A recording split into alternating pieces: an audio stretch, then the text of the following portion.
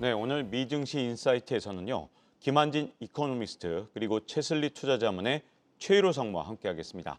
안녕하세요. 안녕하세요. 자, 지금 트럼프 대통령의 이 중동 순방 성과로 S&P 500 지수 그래도 상승세를 좀 보였습니다.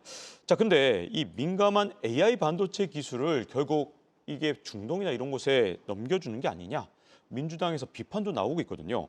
자, 트럼프의 이 어떤 중동 순방에 득실이 있다면 김한진 박사 어떻게 보십니까? 네, 지적하셨듯이 AI 기술의 유출 이런 부분에 대해서는 미국의 상원과 하원이 공히 지금 AI 추적 법안을 마련해서 아마도 좀 안보와 관련해서 AI 안보와 관련해서는 조치를 취할 것으로 예상이 되고요.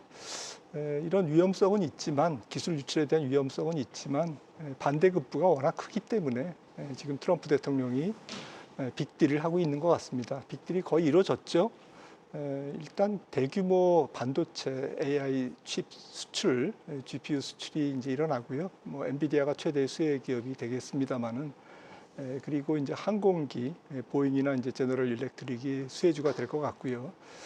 그래서 대규모 항공기와 엔진에 대한 수출, 그것뿐만 아니라 에너지 그리고 조금 중동 기업들, 카타르라든지 아랍에미레이트의 기업들이 지금 저기 조인해서 미국의 알루미늄 재련소를 짓는다든지 대규모 투자 유치의 빅딜을 지금 하고 이루어졌습니다. 이런 식으로 미국이 얻는 것이 훨씬 더 많다. 보다 더 근본적인 것은 지금 중동과 중국이 조금 가까워지는 것을 차단시키고 AI 거점을 중동에 조금 꼽아 넣음으로써 안보 지형적인 부분까지도 미국이 조금 선점하려고 하는 그런 의도가 아닌가라고 생각을 합니다. 네, 이 트럼프 대통령의 이 중동 순방 이후에 빅테크 위주의 이 성장주 이익 전망에 대한 기대치가 굉장히 높아졌거든요. 자, 과연 올해 하반기에 이 성장주 말 그대로 좀 성장을 기대해 볼 수 있을지 최일호 상무 어떻게 보십니까? 예, 저 기대해 볼 수 있다고 생각합니다. 근데 기업마다 좀 차별화가 될 거라고 생각을 하는데요. 특히 이번 중동에서 수주 얘기들이 많이 나오고 있잖아요. 특히 엔비디아 AI 칩 관련해서 중동 국가들이 많이 주문을 할 걸로 예상이 되고 있고 그 밸류 체인도 상당히 좋을 것 같습니다. 그래서 이전까지 관세에 의해서 빅테크 기업들, 특히 반도체 기업들이 주가가 별로 안 좋았었는데 이제 리스크의 정점을 지나고 있고 또 중동 국가들은 원래 수출에 있어서 통제를 받던 국가들인데 이번에 그 수출 통제가 철폐가 되면서 트럼프의 어떤 세일즈 외교가 상당히 빛나는 순간이라고 볼 수 있겠고요. AI 인프라 관련해서는 GPU를 비롯한 엔비디아의 그 주가가 상당히 모멘텀을 받고 있는 상황이고 그 이외에 AI 소프트웨어 같은 경우에 팔란티어가 대장주로서의 역할을 지금 하고 있는데 이 팔란티어 같은 경우는 공산국가, 독재국가와는 거래하지 않는다라는 철칙을 갖고 있는 가운데 트럼프 정부와 상당히 결이 맞는 행보를 걷고 있습니다. 그래서 관세나 뭐 이런 외부 여건에 상관없이 민관군을 통한 비즈니스 확장이 충분히 가능한 모델을 가지고 있기 때문에 그런 AI 인프라, AI 소프트웨어 기업들의 상승 추세는 어느 정도 이어질 거로 생각을 하고 있습니다. 네, 이렇게 트럼프 대통령이 중동 순방으로는 성과를 좀 낸 것 같은데 근데 트럼프 대통령이 좀 고전하는 게 있죠. 바로 대규모 감세를 포함한 입법 패키지인데 근데 이게 공화당 내부에서의 반발도 굉장히 큽니다. 자, 과연 재정 건전성이 지켜지겠느냐 이런 우려를 공화당 내부에서 하고 있는데 자, 트럼프 입법 패키지에 대한 경제적 파장을 예상해 본다면 김한진 박사 어떻게 보십니까? 네, 미국은 재정 계획을 한 5년 이상 장기 계획으로 세우는 그런 국가입니다. 그래서 한 10년 정도의 재정 계획을 세우는데 트럼프는 자기 임기 내까지만 면세를 한다라고 이제 꼼수를 부려가지고 즉 뭐냐면은 이제 팁과 초과 근무에 대한 면세입니다. 소득세 면세를 한시적으로만 하겠다. 하지만 실제로는 한시적으로 하기가 굉장히 어려운 구조적인 문제가 있죠. 그래서 만약에 트럼프 정부가 지금 주장하는 것대로 만약에 4년만 한시적으로 돼도 10년간 재정 적자가 3조 8천억 달러 증가하는 것이고요. 만약에 이게 트럼프가 그만둔 다음에도 다음 정부까지 이어진다면 이거는 5조 2천억 달러의 재정 적자가 불가피한 그러한 예산안이거든요. 즉 국가 부채가 앞으로 더 가속적으로 늘어나고 거기에 따라서 국채 발행량이 계속 늘어나면서 소위 적자 국채를 더 많이 발행해야 되고 그럼에도 불구하고 재정 지출 중에서 국채 이자 비용은 기하급수적으로 늘어나는 이른바 나선형 재정 좀 악화의 이제 함정에 빠질 수 있다라는 것이 지금 채권 시장과 달러 환율을 둘러싼 전반적인 우려의 목소리인 것 같습니다. 시장은 우려하고 있고요. 어쨌거나 지금 그 트럼프의 예산안은 돈 쓰기 좋아하는 트럼프의 경제 정책 성격을 그대로 반영하고 있기 때문에 채권 시장에는 앞으로도 좀 계속 부담 요인으로 존재할 것 같습니다. 네, 이 미국 재정 적자가 자꾸 늘어날 것이라는 우려가 시장에 계속 있기 때문에 10년물 국채 금리가 어제만 해도 연 4.5% 이렇게 높아졌습니다. 다행히 이 PPI가 좀 낮게 나오면서 좀 진정된 모습을 보여주고 있긴 하지만 일시적이다, 다시 오를 것이다. 아니면 뭐 조금 그래도 물가 상승에 대한 기대는 좀 낮아지지 않았냐. 여러 가지 얘기들이 나오니까 미국 국채 투자하시는 분들이 지금 고민이 많을 것 같습니다. 최혜로 상무 어떻게 보십니까? 일단은 채권에 투자하는 목적 자체가 만기 보유 목적이냐 아니면 중간에 채권 가격 상승을 노린 시세 차익이냐 그거에 따라서 좀 달라질 것 같아요. 만기 보유 목적이라면은 지금 그 금리가 좀 높은 상황에서 계속 주기적으로 고정 수익을 얻는 구조이기 때문에 그냥 만기까지 가져가면 됩니다. 안정적인 투자자 같은 경우는. 그런데 시세 차익 같은 경우는 좀 예의가 달라집니다. 금리가 좀 낮아지면서 채권 가격이 높아져야지만 시세 차익을 얻을 수 있는데 금리가 낮아질 수 있느냐라고 볼 때는 그러기는 좀 쉽지 않을 것 같습니다. 다만 수급적으로 좀 개선이 될 만한 요인은 트럼프 정부가 지금 하려고 하는 정책 중에 하나가 금융기관들의 위험자산 대비 자본 비율을 좀 높여줘서 채권을 적극적으로 매입하려고 하는 그런 정책을 취하려고 하고 있거든요.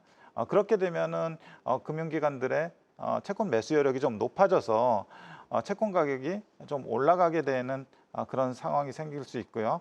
금리를 좀 약간 떨어뜨리긴 하겠지만 그럼에도 불구하고 근본적으로 채권 금리를 움직이는 동인은 성장하고 물가이기 때문에 그 두 요인 자체가 앞으로 크게 변동성을 일으킬 것 같지는 않거든요. 그렇기 때문에 시세 차익을 얻기 위한 적극적 투자자 같은 경우는 크게 재미가 없을 것으로 봅니다. 그래서 그런 포지션이 상당히 많다면 일부를 좀 미세 조정해서 성장주 쪽으로 옮기는 것도 하나의 대안이 될 수 있을 것 같습니다. 네. 이번에는 관세 얘기로 좀 넘어가 볼까 하는데요. 자, 트럼프의 대중 관세가 지금 30%로 90일 동안 유예된 상태로 가는데 여기에 대해서 블룸버그가 이 30% 관세가 좀 더 오래 갈 것 같다. 심지어 내년에 있는 중간 선거까지도 30%가 유지될 수도 있다. 이런 얘기까지 나오고 있습니다. 김한진 박사 이거 어떻게 보십니까? 지금 뭐 인플레이션이 아직까지는 뭐 미국 경제에 아직 엄습하지 않은 것 같습니다.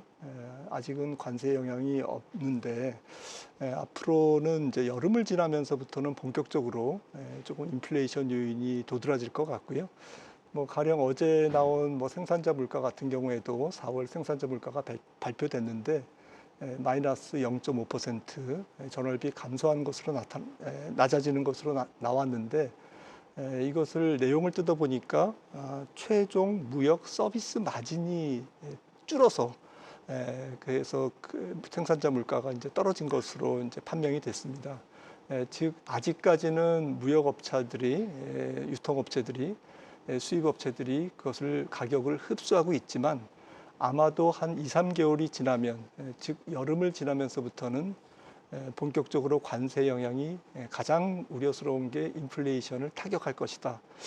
저는 근원 물가 기준으로 미국이 올해 연말 예상 근원 CPI가 뭐 2.8에서 3.0 정도로 추정을 하고 있었는데 관세로 인해서 아마도 3.5% 이상으로 치솟을 것 같습니다. 0.5%포인트는 최소한 올라갈 것 같고요.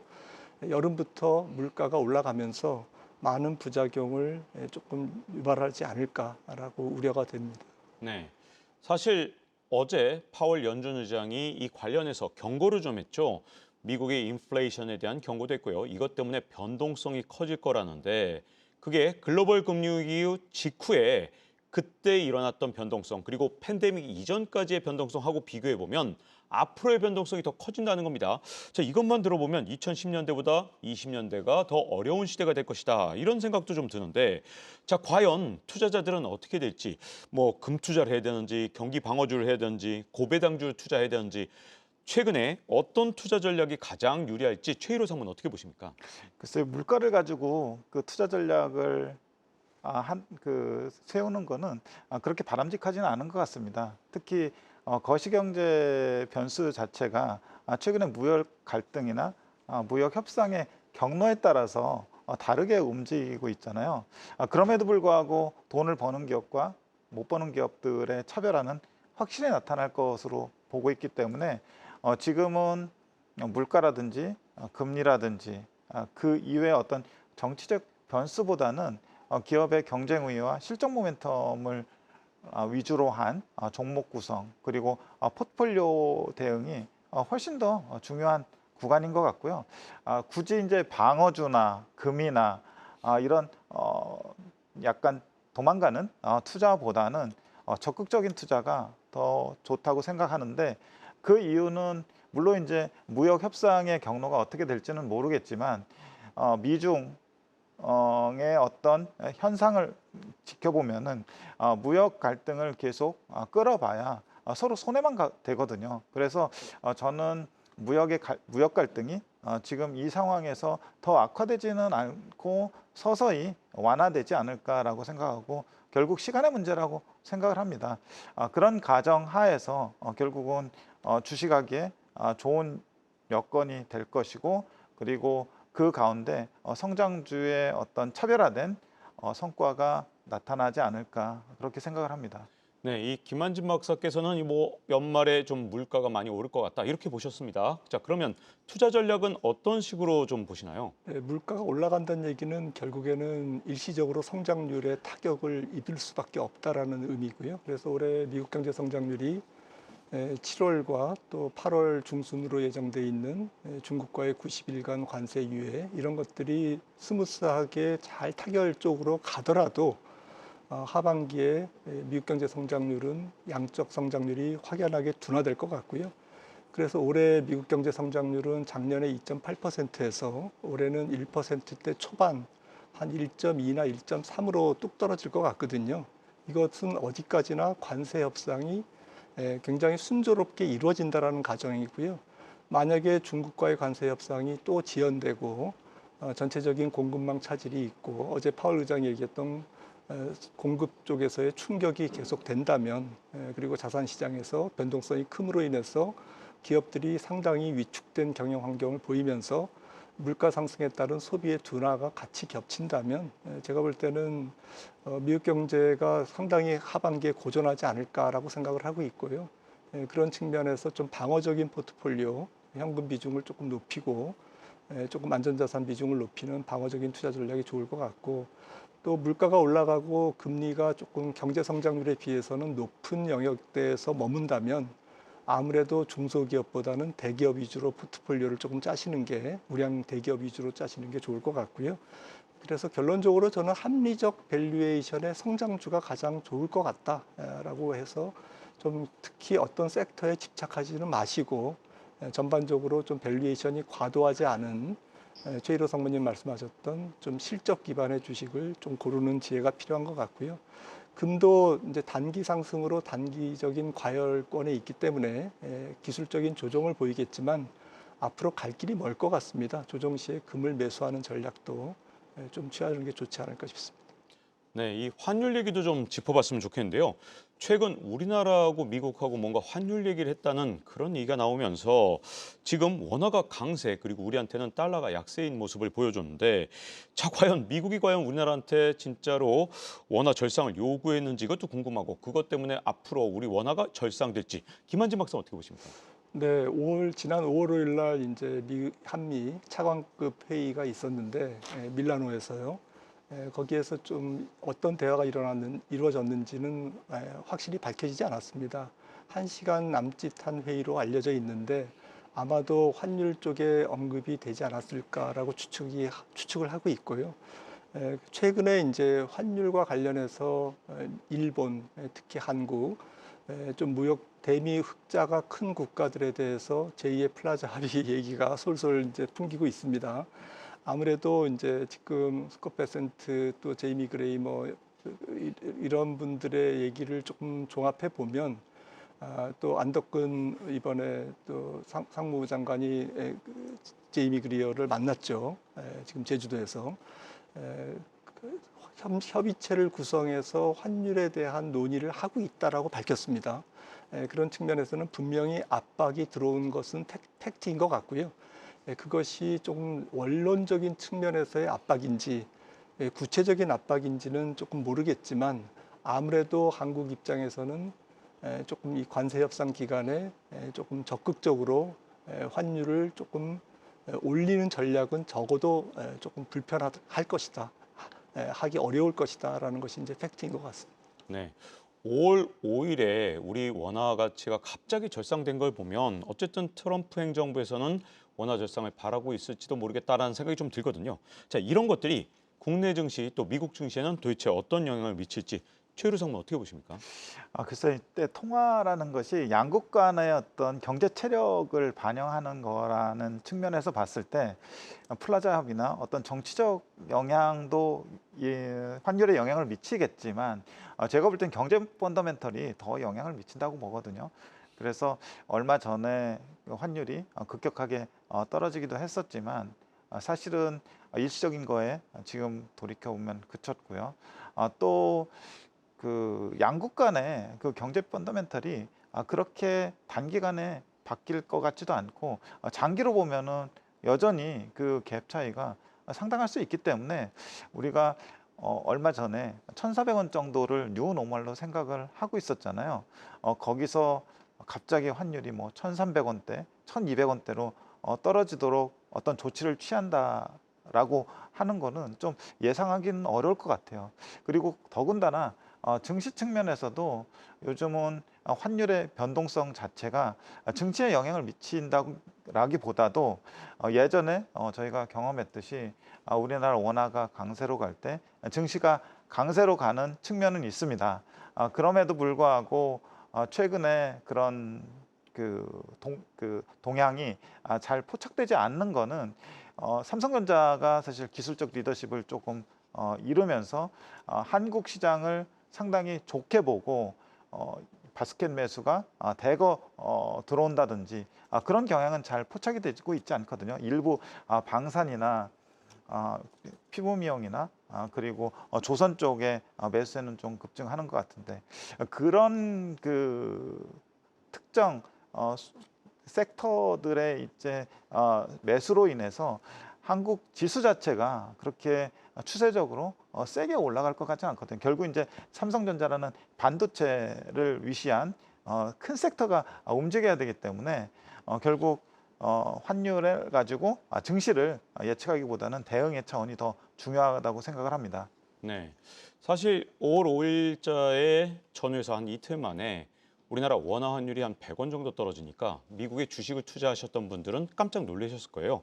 자, 이런 상황에서 과연 투자자들은 어떻게 해야 될지 김한진 박사 어떻게 보십니까? 지금은 좀 역사적으로 좀 기축 통화인 달러의 권위가 약해지는 뭐 그렇다고 뭐 당장 뭐 달러가 휴지가 된다라는 말씀은 전혀 아니고요. 서서히 조금 예전 같지 않은 달러의 모습 그리고 예전 같이 권위 있는 달러 이런 기축 통화의 그런 안정성 이런 부분에서는 조금 조금 달리 생각해야 될 부분들이 많아지고 있다라는 것이 이제 좀 생각이고요. 그런 측면에서 환율 시장이 좀 펀더멘탈하고 다르게 움직이는 성향이 올해 많이 나타날 것 같습니다. 즉 환율 시장의 변동성이 클 것이다라는 얘기는 결국에는 기업의 수익의 변동성도 클 것이고 이것은 시장의 질을 좀 악화시키고 상당히 조금 위험 프리미엄을 높인다라는 측면에서 조금 좀 우리가 주식 투자를 할 때 조금 더 조심할 필요가 있고요. 환율과 관련해서 아무튼 환율의 불확실성이 이렇게 크다라는 것은 외국인들이 지속적으로 한국을 조금 좀 공격적으로 사기는 어렵다라는 쪽으로 요약할 수 있겠습니다. 네. 자, 오늘 미증시 인사이트에서는요. 김한진 이코노미스트 그리고 최일호 상무와 함께했습니다. 두 분 나와주셔서 감사합니다.